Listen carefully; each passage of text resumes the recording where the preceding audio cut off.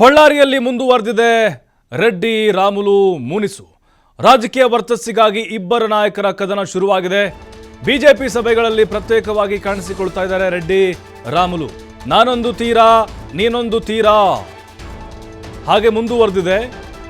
ಇಬ್ಬರ ಗುದ್ದಾಟದಿಂದ ಪೇಚಿಗೆ ಸಿಕ್ಕಾಕೊಂಡಿದ್ದಾರೆ ಕೆಲವು ಬಿಜೆಪಿ ಮುಖಂಡರು. ನಾವು ಯಾವ ಕಡೆಗೆ ಹೋಗ್ಬೇಕಪ್ಪ, ರೆಡ್ಡಿ ಬಣದಲ್ಲಿ ಗುರುತಿಸ್ಕೊಳ್ಬೇಕಾ ರಾಮುಲು ಬಣಕ್ಕೆ ಹೋಗ್ಬೇಕಾ ಅಂತೇಳಿ ಫುಲ್ ಕನ್ಫ್ಯೂಷನ್ ಅಲ್ಲಿ ಇದ್ದಾರೆ. ಅಂದರೆ ಇಲ್ಲಿ ಅವರು ಪ್ರೆಸ್ ಮೀಟ್ ಮಾಡ್ತಾರೆ, ಇವರು ಪ್ರೆಸ್ ಮೀಟ್ ಮಾಡ್ತಾರೆ, ಅವ್ರ ಕಾರ್ಯಕ್ರಮಕ್ಕೆ ಇವ್ರು ಹೋಗ್ತಾ ಇಲ್ಲ, ಇವ್ರ ಕಾರ್ಯಕ್ರಮಕ್ಕೆ ಅವರು ಬರ್ತಾ ಇಲ್ಲ. ಯಾರ ಪರವಾಗಿ ನಿಲ್ಲಬೇಕು ಅನ್ನೋದು ಬಿಜೆಪಿಯ ಮುಖಂಡರಿಗೆ ಗೊಂದಲ ಆಗಿಬಿಟ್ಟಿದೆ. ಜಿಲ್ಲಾ ಮಂಡಲಗಳ ಬಿಜೆಪಿ ಪದಾಧಿಕಾರಿಗಳ ಜೊತೆ ಇಬ್ಬರು ಕೂಡ ಪ್ರತ್ಯೇಕ ಸಭೆ ನಡೆಸ್ತಾ ಇದ್ದಾರೆ.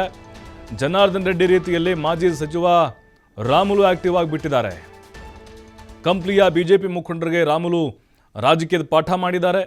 ಬಳ್ಳಾರಿ ಬಿಜೆಪಿ ಬೆಳವಣಿಗೆ ಬಗ್ಗೆ ವೈಯಕ್ತಿಕವಾಗಿ ಅಭಿಪ್ರಾಯ ಸಂಗ್ರಹಕ್ಕೆ ಸಜ್ಜಾಗಿದ್ದಾರೆ. ಈಗ ಮತ್ತಷ್ಟು ಕುತೂಹಲವನ್ನು ಮೂಡಿಸಿದೆ ಶ್ರೀರಾಮುಲು ರಾಜಕೀಯ ನಡೆ.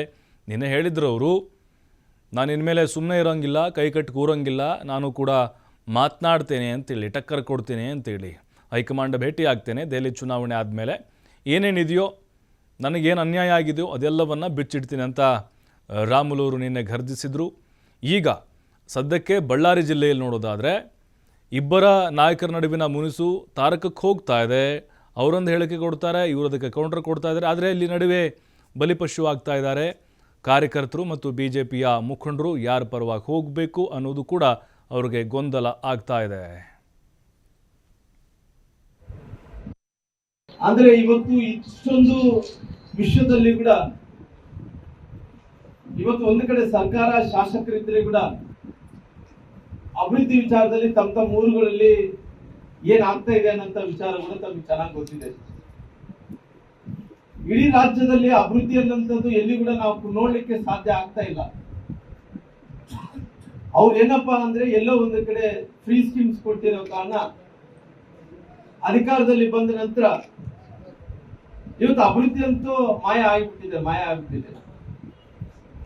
ಬಹುಶಃ ನಾನು ಕೂಡ ಇವತ್ತು ಈ ರಸ್ತೆಗಳು ಏನು ನಾವು ನೋಡ್ತಾ ಇದ್ವು, ಇವೆಲ್ಲ ಕೂಡ ಭಾರತೀಯ ಜನತಾ ಪಾರ್ಟಿಯಲ್ಲಿ ಸರ್ಕಾರ ಇರುವಂತ ಟೈಮಲ್ಲಿ ಕೊಟ್ಟಂತ ಅನುದಾನನೇ ಇವತ್ತು ಈ ಕಂಪ್ಲಿ ಪಟ್ಟಣದಲ್ಲಿ ಕೂಡ ಕೆಲಸಗಳು ಆಗ್ತಾ ಇದ್ದಾವೆ. ಅವತ್ತು ನಾನೇ ಬಂದು ಪೂಜೆಯನ್ನು ಮಾಡಿದ್ದೆ. ಅದು ಬಿಟ್ಟರೆ ಹೊಸ ಕೆಲಸಗಳು ಏನಾಗಿದೆ ಅನ್ನೋಂಥದ್ದು ತಾವೆಲ್ಲರೂ ಕೂಡ ಸ್ವಲ್ಪ ಒಂದ್ಸರಿ ನೀವು ಯೋಚನೆಯನ್ನು ಮಾಡಬೇಕಾಗಿದೆ. ಯಾಕಂದ್ರೆ ಬಿಜೆಪಿ ಸರ್ಕಾರ ಇರುವಂತ ಟೈಮಲ್ಲಿ ಸುಮಾರಾಗಿ ತಂದ್ರೆ 500 ಕೋಟಿ 1000 ಕೋಟಿ ರೂಪಾಯಿ ಅನುದಾನ ಕೊಡ್ತಾ ಇದ್ವಿ. ಇವತ್ತು ಈ ಸರ್ಕಾರ ಬಂದ ನಂತರ ಏನ್ ಅನುದಾನ ತಂದಿದೆ ಅನ್ನೋಂಥದ್ದು ತಾವು ಸ್ವಲ್ಪ ತೋಲನೆಯನ್ನು ಮಾಡಿ ನೋಡ್ರಿ. ಯಾಕಂದ್ರೆ ಇವತ್ತು ಕೇವಲ ಚುನಾವಣೆಗಳಂತೂ ಇಲ್ಲ. ಇವತ್ತು ಸದ್ಯಕ್ಕೆ ಇರುವಂತ ಪರಿಸ್ಥಿತಿಯಲ್ಲಿ ಚುನಾವಣೆಗಳು ಇಲ್ಲ. ಇವತ್ತು ಈ ಚುನಾವಣೆಗಳು ಇಲ್ಲಾರ್ದಂತ ಟೈಮಲ್ಲಿ ಕೂಡ ಇವತ್ತು ಭಾರತೀಯ ಜನತಾ ಪಾರ್ಟಿ ಎಲ್ಲೋ ಸಂಘಟನೆ ವಿಚಾರದಲ್ಲಿ ಸಂಘಟನೆ ಮಾಡ್ತಾ ಇದೆ, ಜೊತೆಲಿ ಅಭಿವೃದ್ಧಿ ಕೆಲಸಗಳಂತ ಎಲ್ಲಿ ಕೂಡ ನಡೀತಾ ಇಲ್ಲ. ಇಂಥ ಪರಿಸ್ಥಿತಿಯಲ್ಲಿ ತಾವು ಈ ಭಾಗದಲ್ಲಿದ್ದಂತ ಜನರು ಯೋಚನೆಯನ್ನು ಮಾಡಬೇಕಾಗಿದೆ. ಒಂದು ಕಡೆ ತುಂಗಭದ್ರಾ ಜಲಾಶಯದಿಂದ ದೇವರ ಪ್ರಕೃತಿ ನಮಗೆ ಜಾಸ್ತಿ ಆಗಿ ಒಳ್ಳೆ ನೀರು ಕೂಡ ಬಂದ್ರೆ ನಾವು ಬೆಳೆದಂತವ್ರು ಏನು ಭತ್ತ ಬೆಳೆದಿವಿ, ಜೊತೆಲಿ ಮೆಣಸಿನಕಾಯಿ ಬೆಳೆದಿವಿ, ತೊಗರಿ ಬೆಳೆದಿವಿ, ಮೆಕ್ಕೆಜೋಳ ಬೆಳೆದಿವಿ, ಕಬ್ಬು ಬೆಳೆದಿವಿ. ಇವತ್ತು ಎಲ್ಲ ಬೆಳೆಗಳು ಏನು ಬೆಳೆದಿವೋ ಯಾವ್ದಕ್ಕೂ ಕೂಡ ನಮಗೆ ಇವತ್ತು ಸರ್ಕಾರ ಅನ್ನಂಥದ್ದು ಯಾವತ್ತು ನಮಗೆ ಭತ್ತ ಬೆಳೆಯುವಂತ ಟೈಮಲ್ಲಿ ಭತ್ತಕ್ಕೆ ಮತ್ತಷ್ಟು ಮಾಹಿತಿ ಸಿದ್ದು ನೀಡ್ತಾರೆ. ಸಿದ್ದು, ಈಗ ನಾನೊಂದು ತೀರಾ ನೀನೊಂದು ತೀರಾ ಅದು ಹಾಗೆ ಮುಂದುವರಿತಾ ಇದೆ. ಬಟ್ ಈಗ ಇವರಿಬ್ಬರ ಮಧ್ಯನ ಮುನಿಸೇನಿದೆ, ಅಲ್ಲಿ ಕಾರ್ಯಕರ್ತರಿದ್ದಾರೆ, ನಾಯಕರಿದ್ದಾರೆ, ಅವರು ಗೊಂದಲದಲ್ಲಿ ಸಿಕ್ಕಾಕೊಂಡ್ರ ಅಂತ. ಅಂದರೆ ಯಾರ ಪರವಾಗಿ ಹೋಗಬೇಕು ಅನ್ನುವಂಥದ್ದು ಇನ್ನೂ ಕೂಡ ಅವ್ರ ತಲೆಯಲ್ಲಿ ಓಡ್ತಾ ಇರ್ಬೋದಾ? ಇದಕ್ಕಿನ್ನೂ ಅಂತಿಮವಾಗಿ ಬ್ರೇಕ್ ಬೀಳದೇ ಇದ್ದರೆ ಖಂಡಿತ ಬಿ ಜೆ ಪಿ ಅಧಿಕೃತವಾಗಿಯೇ ಎರಡು ಹೋಳಾಗ್ಬೋದಾ ಅಂತೇಳಿ ಮುಂದಿನ ದಿನಗಳಲ್ಲಿ? ಖಂಡಿತವಾಗ್ಲೂ ಪ್ರಭು, ಬಳ್ಳಾರಿಯಲ್ಲಿ ರೆಡ್ಡಿ ಮತ್ತು ರಾಮುಲು ಅವರ ಮಧ್ಯೆ ಮುನಿಸು ಏನಿತ್ತು ಈ ರೀತಿಯಾಗಿ ಸಾಕಷ್ಟು ಮುಂದುವರೆದಿರುವಂತದ್ದು, ಸಾಕಷ್ಟು ರಾಜಕೀಯ ವಲಯದಲ್ಲಿ ವರ್ಚಸ್ಸಾಗಿ ಚರ್ಚೆ ಕೂಡ ನಡೀತಾ ಇರುವಂತದ್ದು. ಬಳ್ಳಾರಿ ಆಗಿರ್ಬೋದು, ವಿಜಯನಗರ ಆಗಿರ್ಬೋದು, ಗದಗ ಆಗಿರ್ಬೋದು. ಈಗ 2 ದಿನಗಳಿಂದ ನಿರಂತರವಾಗಿ ರಾಮುಲು ಅವರು ಕೂಡ ಸಾಕಷ್ಟು ಕಾರ್ಯಕರ್ತರನ್ನ ಭೇಟಿ ಆಗಬಹುದು, ಮನಸ್ಸು ಹೇಳೋದಾಗಿರ್ಬೋದು, ಇದೆಲ್ಲವನ್ನ ಕೂಡ ಮಾಡ್ತಾ ಇದ್ದಾರೆ.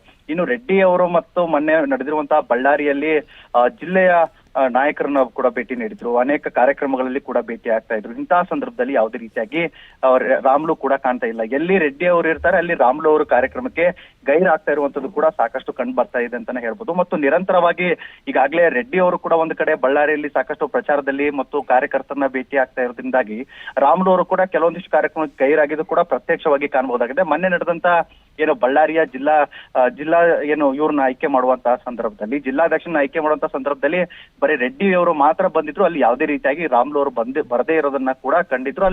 ಅಲ್ಲಿಯೂ ಸಹ ಸಾಕಷ್ಟು ಕಾರ್ಯಕರ್ತರಲ್ಲಿ ಕೂಡ ಸಾಕಷ್ಟು ಅಸಮಾಧಾನ ಕೂಡ ಇತ್ತು. ಮತ್ತೆ ಇದೀಗ ಬಿಜೆಪಿ ಪಕ್ಷದಲ್ಲಿ ಸಾಕಷ್ಟು ಏನು ಸಭೆಗಳಿವೆ, ಆ ಸಭೆಗಳಲ್ಲಿ ಸಾಕಷ್ಟು ಪ್ರತ್ಯಕ್ಷವಾಗಿ ರೆಡ್ಡಿ ಮತ್ತು ರಾಮುಲು ಅವರು ಕಾಣಿಸ್ಕೊಳ್ತಾ ಇರೋದು ಸಾಕಷ್ಟು ಚರ್ಚೆ ಕೂಡ ಆಗ್ತಾ ಇದೆ. ಜೊತೆಯಾಗಿ ಅನೇಕ ಕಾರ್ಯಕ್ರಮಗಳಲ್ಲೂ ಏನು ರೆಡ್ಡಿ ಮತ್ತು ರಾಮುಲು ಅವರು ನಾವೆಲ್ಲ ದೋಸ್ತಿಯಾಗಿದ್ದೀವಿ ಅಂತ ಹೇಳಿದ್ದು ಈ ಮುನ್ಸು ಮುಂದುವರೆದಿದೆ. ಮತ್ತು ಅದೇ ರೀತಿಯಾಗಿ ಕಾರ್ಯಕರ್ತರಲ್ಲೂ ಕೂಡ ಸಾಕಷ್ಟು ವೈಮನಸ್ಸು ಕೂಡ ಇದೆ. ಯಾಕಂದ್ರೆ ಒಂದ್ ಕಡೆ ರೆಡ್ಡಿ ಇರ್ತಾರೆ, ಒಂದ್ ಕಡೆ ರಾಮುಲು ಇರ್ತಾರೆ. ಇವರಿಬ್ಬರ ನಡುವೆ ನಾವು ಯಾರ ಜೊತೆಗೆ ಸಾಥ್ ನೀಡಬೇಕು, ಯಾರ ಜೊತೆಯಾಗಿ ಓಡಾಟ ಮಾಡ್ಬೇಕು ಅಂತ ಸಾಕಷ್ಟು ಕಾರ್ಯಕರ್ತರಲ್ಲಿ ಗೊಂದಲ ಕೂಡ ಉಂಟಾಗ್ತಾ ಇದೆ ಅಂತ ಹೇಳ್ಬಿಟ್ಟು ಈಗ ಸದ್ಯ ರಾಜಕೀಯ ವಲಯದಲ್ಲಿ ಪ್ರಭು ಚರ್ಚೆ ಮಾಡೋದಾದ್ರೆ ಬಳ್ಳಾರಿಯಲ್ಲಿ ಮನೆ ಒಂದು 2 ಬಾಗಿಲು ಆಗಿದೆ ಅನ್ನುವಂಥದ್ದಕ್ಕೂ ಸತ್ಯ ಕಾಣ್ತಾ ಇದೆ. ಯಾಕಂದ್ರೆ ಈಗ ಮುಂದೆ ಬರುವಂತಹ ಜೆಡ್ಪಿ ಮತ್ತು ಟಿಪಿ 2 ಇಲೆಕ್ಷನ್ ಇದೆ. ಈ 2 ಇಲೆಕ್ಷನ್ ನಲ್ಲಿ ಎಲ್ಲಾ ಕಾರ್ಯಕರ್ತರನ್ನ ಸೇರಿಕೊಂಡು ಹೋಗ್ಬೇಕಾಗಿದ್ದು ಬಿಜೆಪಿ ನಾಯಕರಾಗಿದ್ರು. ಇನ್ನು ಬಿಜೆಪಿ ನಾಯಕರಾಗಿರುವಂತಹ ರೆಡ್ಡಿ ರಾಮುಲು ಇಬ್ಬರ ಮುಂಚೆನಿದೆ ಸಾಕಷ್ಟು ಕಾರ್ಯಕರ್ತರಿಗೆ ಕೂಡ ಗೊಂದಲ ಆಗಿದೆ. ಮತ್ತು ಈ ಮುಂಬರುವ ದಿನಗಳಲ್ಲಿ ಜೆಡ್ಪಿ ಟಿಪಿ ಇಲೆಕ್ಷನ್ ಯಾವ ರೀತಿ ಮಾಡ್ಬೇಕು ಅಂತ ಹೇಳ್ಬಿಟ್ಟು ಕಾರ್ಯಕರ್ತರು ಕೂಡ ಅಸಮಾಧಾನವನ್ನ ಹಾಕ್ತಾ ಇದ್ದಾರೆ. ಮತ್ತು ನಿರಂತರವಾಗಿ ಸುದ್ದಿಗೋಷ್ಠಿಗಳ ಮೇಲೆ ಸುದ್ದಿಗೋಷ್ಠಿಯನ್ನ ಕೂಡ ಮಾಡ್ತಾನೆ ಇದ್ದಾರೆ. ಒಂದು ಕಡೆ ರೆಡ್ಡಿ ಅವರ ಕಾರ್ಯಕರ್ತರು ಸುದ್ದಿಗೋಷ್ಠಿ ಮಾಡಿದ್ರೆ, ಇನ್ನೊಂದು ಕಡೆ ರಾಮುಲು ಅವರ ಕಾರ್ಯಕರ್ತರು ಕೂಡ ಸುದ್ದಿಗೋಷ್ಠಿಯನ್ನ ಮಾಡೋದಾಗಿರ್ಬೋದು.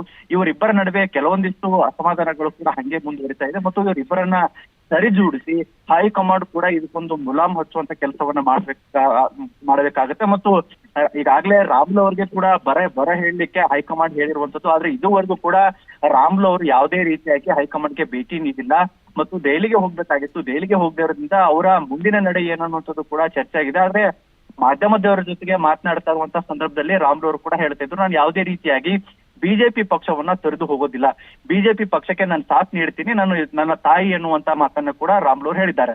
ಆದ್ರೆ ಸದ್ಯ ಈ ರೀತಿಯಾಗಿ ನಿರಂತರವಾಗಿ ಗದಗ್ ಭಾಗದಲ್ಲಾಗಿರ್ಬೋದು, ವಿಜಯನಗರ ಭಾಗದಲ್ಲಾಗಿರ್ಬೋದು ರಾಮುಲು ಅವರು ಮಾತ್ರ ಓಡಾಟವನ್ನ ಕೂಡ ಮಾಡ್ತಾ ಇದ್ದಾರೆ ಅಂತಾನೆ ಹೇಳ್ಬೋದು. ಪ್ರಭು, ಥ್ಯಾಂಕ್ ಯು ಸಿದ್ದು ಮಾಹಿತಿಗಾಗಿ.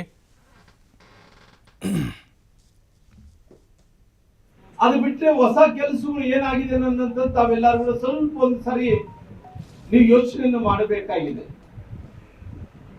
ಯಾಕಂದ್ರೆ ಬಿಜೆಪಿ ಸರ್ಕಾರ ಇರುವಂತ ಟೈಮಲ್ಲಿ